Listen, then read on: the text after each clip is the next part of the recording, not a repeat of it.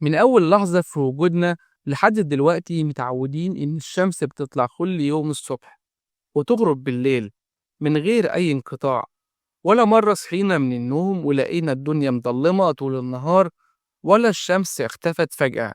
وده بيفتح باب للتفكير، إيه السر ورا إن الشمس من ملايين السنين شغالة وما بتنطفيش؟ لو أول مرة تشوفنا ما تنساش تشترك في القناة وتدعمنا بزر اللايك علشان يوصلك كل جديد. لو فكرت فيها هتلاقي إن أي حاجة حوالينا ليها نهاية. لو ولعت عود كبريت بعد ثواني هينطفي، لو حطيت خشب على النار بعد شوية هيخلص ويتحول لرماد. حتى لو عندك شعلة غاز، أول ما الغاز يخلص النار هتطفي. طيب إيه اللي يخلي الشمس مختلفة؟ ليه النار اللي جواها مش بتخلص؟ السر الحقيقي إن الشمس مش مجرد نار عادية زي اللي بنشوفه في حياتنا. الشمس عبارة عن مفاعل نووي ضخم موجود في الفضاء.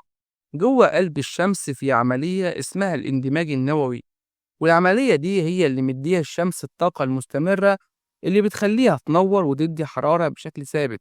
خلينا نشرح الموضوع ببساطة. الشمس متكونة أساسا من غاز اسمه الهيدروجين، والهيدروجين ده هو الوقود بتاعها. جوه الشمس الضغط والجاذبية عاليين بشكل مرعب. الضغط ده بيخلي ذرات الهيدروجين تندمج مع بعض وتتحول لعنصر تاني اسمه الهيليوم. العملية دي مش بتحصل بسهولة، دي محتاجة حرارة توصل لملايين الدرجات وضغط لا يمكن يتوفر في أي مكان تاني غير جوه نجم زي الشمس. لما الذرات دي بتندمج بتطلع طاقة هائلة جدا. الطاقة دي هي اللي بتخرج من قلب الشمس على شكل نور وحرارة. وعلشان تتخيل المسافة والزمن، الطاقة اللي احنا شايفينها دلوقتي على هيئة ضوء خرجت من قلب الشمس من آلاف السنين قبل ما توصل لسطحها وتتحرك للفضاء. وبعد كده بتاخد حوالي 8 دقايق ونص علشان تمشي المسافة بين الشمس والأرض وتوصل لينا. يعني احنا دلوقتي شايفين ماضي الشمس مش حاضرها. طيب ليه الشمس مش بتنطفي بسرعة زي أي نار عادية؟ لأن عندها مخزون وقود هائل جدا. العلماء بيحسبوا إن الشمس عندها كمية هيدروجين تكفيها تعيش حوالي 10 مليار سنة. وده معناه إن الشمس لسه في نص عمرها. عمرها دلوقتي حوالي 4.5 مليار سنة، ولسه قدامها حوالي 5 مليار سنة كمان قبل ما يحصل أي تغيرات كبيرة. طب إيه اللي هيحصل بعد ال5 مليار سنة دول؟ الشمس مش هتنطفي فجأة، لكن هتدخل في مرحلة جديدة تماماً.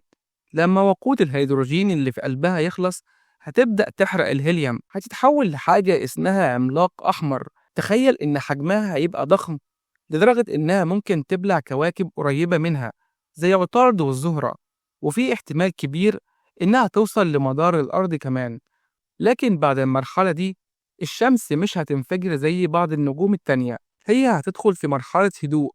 هتطرد طبقاتها الخارجية في الفضاء، واللي هيتبقى منها مجرد نواة صغيرة اسمه القزم الأبيض. القزم الأبيض ده هيبقى أصغر في الحجم لكنه شديد الكثافة، وهيفضل يبرد ببطء على مدار مليارات السنين. اللي بيحصل جوه الشمس زي معادلة متوازنة بدقة. قوة الجاذبية بتشد المواد لجوه، وفي نفس الوقت الطاقة الناتجة عن الاندماج النووي بتضغط لبره. تخيل لو التوازن ده اختل، لو الجاذبية غلبت، الشمس كانت هتنهار على نفسها وهتبقى أصغر وأشد كثافة. ولو الطاقة الداخلية غلبت كانت هتنفجر وتتبعثر في الفضاء.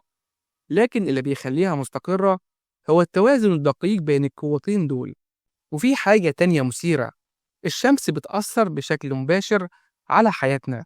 من غيرها مفيش زرع ولا مية تتحول لبخار وتنزل مطر، كأنها القلب النابض للحياة على الأرض. وده اللي يخلي التفكير في مصيرها حاجة مريبة جدا. إحنا معتمدين عليها في كل تفاصيل حياتنا، لكن في نفس الوقت عمرها محدود. تخيل لو الشمس اختفت فجأة دلوقتي، إحنا هنفضل شايفين نورها لمدة 8 دقايق ونص، وبعد كده الدنيا هتتحول لظلام دامس. الحرارة على الأرض هتبدأ تنخفض بشكل جنوني، وفي خلال أسابيع بسيطة الحياة اللي نعرفها هتنتهي.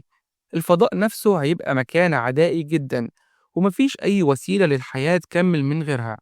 الخلاصة إن الشمس مش بتنطفي دلوقتي لأنها لسه في عز شبابها، ولسه عندها وقود يكفيها مليارات السنين. لكن زي أي حاجة في الكون ليها نهاية، نهايتها هتكون بشكل مختلف، مش مجرد نار تنطفي، لكن رحلة طويلة من التحولات، من نجم مستقر لعملاق أحمر لقزم أبيض صغير. فالموضوع مش مجرد ليه الشمس مش بتنطفي، لكن كمان إمتى هتنتهي وإيه اللي هيحصل بعد كده. ولما نفكر في ده بنفهم قد إيه وجودنا على الأرض مرتبط بنجم واحد، وقد إيه حياتنا كلها معلقة بخيط من النور طالع من مسافة 150 مليون كيلو متر.